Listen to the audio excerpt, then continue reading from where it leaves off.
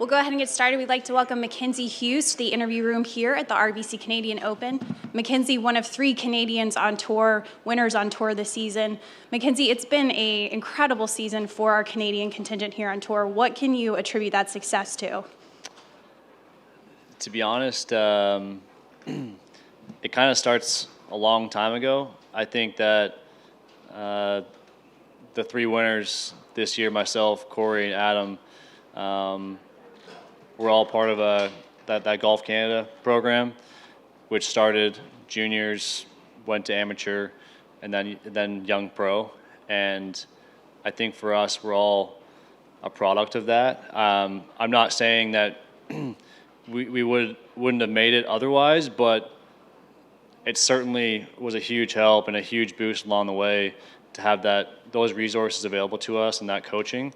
So long story short, Golf Canada has been hugely behind us as Canadian golfers and trying to make the PGA Tour. We're all here at Oakdale for the first time on tour. We'll be back here in a few years. So far, what are first impressions of the golf course? It's good. To be fair, I had never heard of it prior to it being announced as the venue, just because I didn't really play much in Toronto as a kid, and I live an hour from here. So, but my first impressions are that it's a great golf course and it's a good test this week for the RBC Canadian Open. I think that there's a good mix of holes. There's some tough ones on the front. Obviously, a bit more length on that side. It's going to be probably the tougher 9 holes, and then the back 9 gives you a few chances to make some birdies. So, going to be a good mix of holes. It's going to be a fun week. I'm sure there'll be lots of birdies out there, and also some, like I said, some tough holes to kind of navigate through. So, it'll make for a great championship. And last, before we open it up to questions, just comments on your form going into the week. Yeah, it's been not the year I would have envisioned starting in 23. I've had some good results mixed with some average results, and but I don't feel like I'm far off. The last couple of weeks, PGA Memorial, I feel as though I played good enough golf to play 4 days, but came out on the wrong side of a shot here or there. So had the weekends off, but I don't feel like I'm doing too many things poorly. It's just not going my way at the moment. So I think essentially doing what I've been doing. Hopefully the ball kind of goes my way this week, get a few nice bounces and make a few putts and get the Canadians behind me and hopefully get in the mix. No doubt you'll have Canadians behind you. We'll go ahead and open it to questions. Raise your hand. We'll go right to the back right over here. Thank you. Mackenzie, Simon Dingley from CBC News. A bit of a curved question at you. How much have you noticed the smoke out there from the forest fires that have come in from Quebec? I have. I was at an outing yesterday with RBC, and we were in Milton, and I honestly hadn't heard of the forest fires, to be quite honest. And we were out there yesterday, and it was extremely hazy, very smoky, and I couldn't stop talking about it. I was amazed. I guess how far it has traveled in the smoke that we're experiencing here. So, yeah, it's not great, and obviously I'm thinking about the people that are affected by that. So, hopefully they can get those under control. Do you have to do anything to make sure it doesn't impact your game at all? I mean, honestly, I probably shouldn't be outside for 8 hours straight, but that's going to be tough this week. So, no, it doesn't really affect our game at all. Just, probably trying to drink lots of water, and I probably should be wearing sunglasses a bit more. But other than that, not too much. Thank you. We'll go over here on the left. Mac, yesterday's news, I'm wondering how much that's distracting you from your preparation and how much it might take away any of your focus from what's an extremely important week. Yeah, there's no doubt the timing of it was less than ideal, back-to-back years. That was discussed yesterday. And from the sounds of it, it was something that Jay thought about and couldn't avoid. So it does distract you I mean, I'm answering a question now about something that's not really pertaining to this week or this championship, but again, I think that there is a lot to be unpacked still, and everything is very, very fresh. And so I think everyone's coming to terms with a bit more what's going on. The word merger has been tossed around a lot, which this isn't a merger. It's much different than that. So it is a bit of a distraction, but once we get through today and we get going tomorrow, I think that the focus will be on the RBC Canadian Open, and that's where it should be. Just as a follow-up, how would you describe how your emotions have evolved from yesterday morning around 10 o'clock to today? I started out feeling a little frustrated, a little confused, and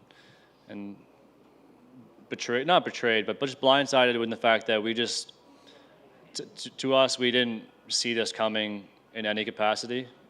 Maybe not for another 5 or 6 years, but now we're here, and this is the news that we're dealing with. And yeah, I'd say that now I'm more about collecting information and trying to, I guess, make my own judgments on what the situation is and if it's going to be good for the tour in the long run, which ultimately I do think that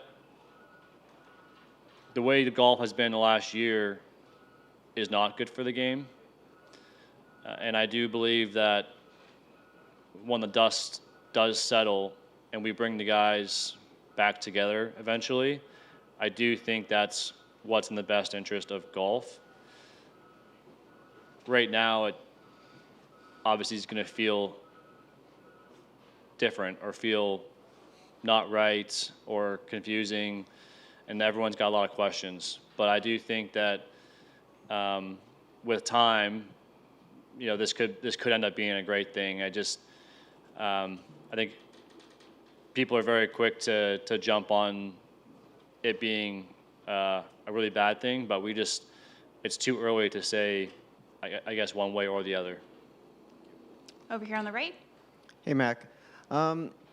This year in golf's been a lot about there's no-cut events, there's team golf on the live side.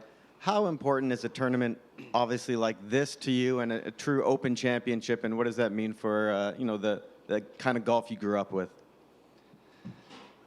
I was telling my caddy out there today that I've been coming to this tournament from a very young age, before I was 10 probably, and my first experience, I think, was Glen Abbey in 2000, and just a lot of great memories from Glen Abbey and from Hamilton, and to be competing in my national championship, the RBC Canadian Open, and to me, it's still a little bit of a pinch me moment, even though I'm in year 7 and I've played in a fair number of these already. It's still really cool to me that I could impact the next Mackenzie Hughes, which hopefully they aim higher than that. But I mean, at least, you know, that's where the bar has been set maybe. But it is neat, and I relish these moments to be here, you know, vying for this championship, and I would love more than anything else to be the guy to break that drought. And one more, going back to yesterday, have you had a chance to sort of weigh the positives from what you can think they might be and some of the negatives? I mean, you're welcoming the players back from live, can't necessarily be comfortable, but maybe there's more security in the tour and potential for, I don't know, like super elevated events or something. Have you had a chance to weigh the pros and cons of what you know yet? To be honest, not really. Yesterday was a bit of a whirlwind, and like I said, I was just trying to collect as much information as possible. And then I really have tried to shift my focus today into this tournament. I've been looking forward to it for months now, and my focus is there. And I want to have a great week and be focused on what I'm trying to do here.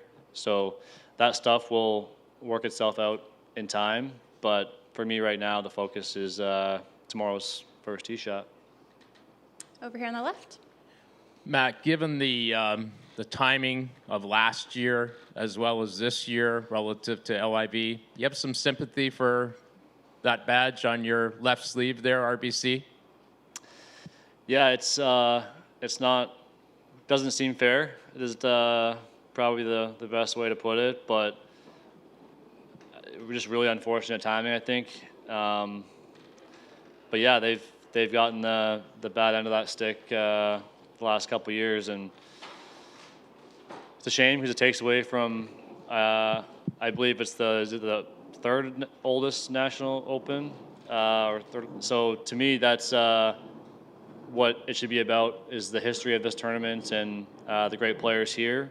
But golf has never been in a place like this before, and there's been so many things in the last 3-4 years that have just disrupted I guess the working order of golf. I mean, from COVID into live, it's just been a very unsettled time for golf. Golf ball rollback potentially. Just, it seems like day after day there's something new. So I think if I'm RBC, I kind of accept that this is just the rolling landscape of what we're dealing with. And hopefully, like I said, tomorrow, once we get going, the tournament starts and we got a good leaderboard going, that'll be the focus of this week. Over here on the right. Hey, Mac. We've seen this happen before with Canadian guys too, that you can win, and you not only do you win, you get the exemption, you get a lot of money, a few more demands on your time. Is it, in a weird sort of way, is it a little harder to focus after? Yes and no. I think your points are all valid. That when you win, there's definitely more demand for your time. You're more sought after, but those are things that we're used to and used to dealing with. So I think like myself or Corey or Adam would be used to dealing with those things and can expect those things. So I wouldn't use that as a cover up or an excuse for any play that I didn't like or bad results. It's just golf's a hard game, and your season, no matter how good it is, runs in ebbs and flows. So yeah, I think that, like I said, that's part of it that comes along with winning, but something that we expect and know how to deal with. Over here, back left. Yeah, hey, just back to yesterday, one more. The players' call with Jay yesterday. Can you sort of describe how it went for you, or sort of the sentiment that came out of it, and the feelings around that call that you had or that you sensed other people had? The pack meeting or the player meeting? The player meeting. The player meeting.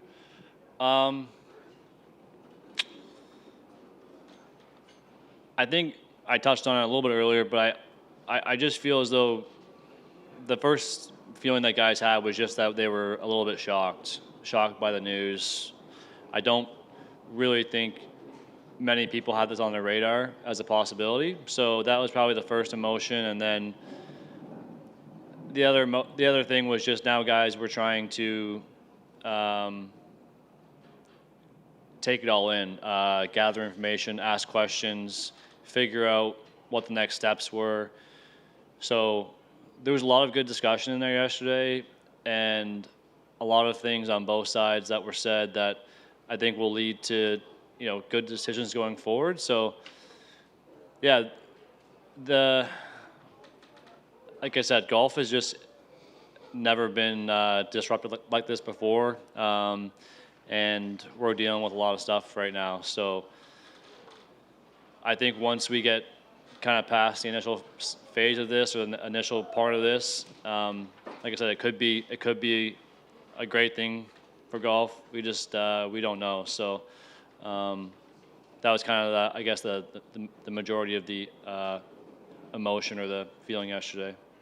I guess is there any sense of like the emotional whiplash at all? Sort of like, you go a year and this is how, we look at things and then all of a sudden one day happens and it's like, oh, we have to look at it this other way? Is that sort of hard to wrap your head around at all?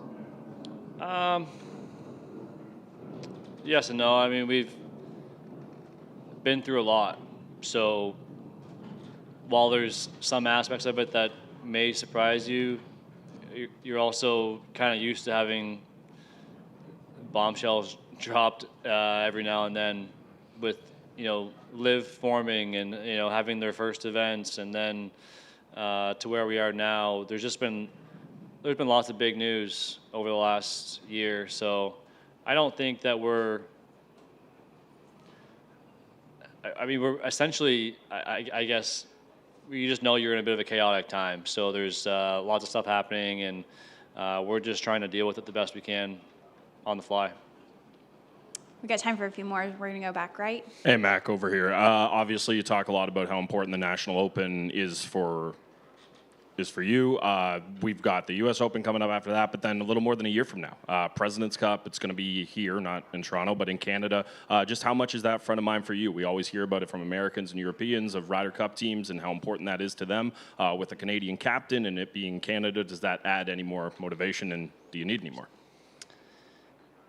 I would probably trade both wins to be on that team. I really want to be on that team for Mike. I want to play for him. I want to play in front of Canadian fans. I'd like to win the President's Cup. Those are all things I do think about. And yeah, I don't need any extra motivation, I guess. I think about it often. I see the President's Cup logo on some people's shirts in here, and you see the President's Cup shield for the international team floating around. So I see Ryan Hart in the back, so hopefully I'll be seeing a lot of him next year. So yeah, I'm dying to be on that team. So I was obviously close in Charlotte, and that would have been a semi-home game for me there too. So that stung. So that was probably my extra motivation that I needed, and I'll do everything I can to be on that team next year. Okay, 2 last questions over here.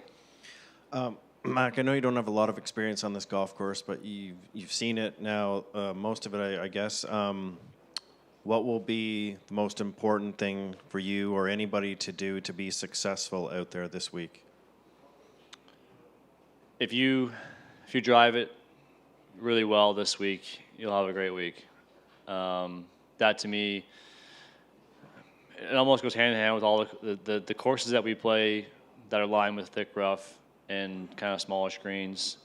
You just need to be playing from the fairway to score. So to me, that's the number one skill, or like what the champion will do best, I think, to me, is he'll separate himself off the tee and give himself tons of looks into these greens from the fairway. So yeah, I think closely behind that, though, will be, like that guy that drives it great is still going to need to putt exceptional because of the amount of slope on these greens. So it'll require that person to putt great, have a great imagination around the greens, because you can leave yourself in spots where you've got putts with 10 feet of break. So those putts require a lot of touch and imagination and feel. So that's probably secondary to the driving, but I would say first and foremost, drive the ball in the fairway and you have a chance. You're a guy who's been known to make some long and winding putts, so you think that gives you some advantage? Yeah, Stanley Thompson designs and greens with a lot of pitch for me are kind of what I grew up on, and I'm quite comfortable. I was out in the Pro-Am today.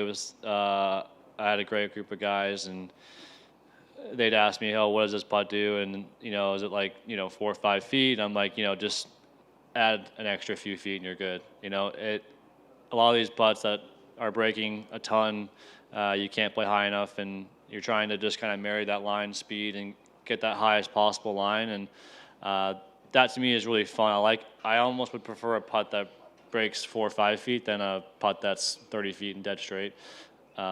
Just the way my mind works. So yeah, I'm looking forward to hopefully rolling in a few of those for the crowd this week. Hey, Mac. You already alluded to the drought of a Canadian not winning this championship in nearly 70 years. What would it mean to you personally to be the one to break that drought? Yeah, that'd be amazing. To be the guy, obviously, be a bit of a Canadian hero to do that. And I picture coming down those last few holes and the way the crowd to be loud and the energy behind me would be incredible. So I have let myself get to that point and think about those things. Like I said, it'd be amazing. Yeah, I know every one of the guys in the field this week feels the same way, that they want to be that guy. So yeah, if it's not me, I hope it's one of them. But I'll be trying to be that guy. All right, Mackenzie, thanks so much for your time. Good luck this week. All right. Thank you.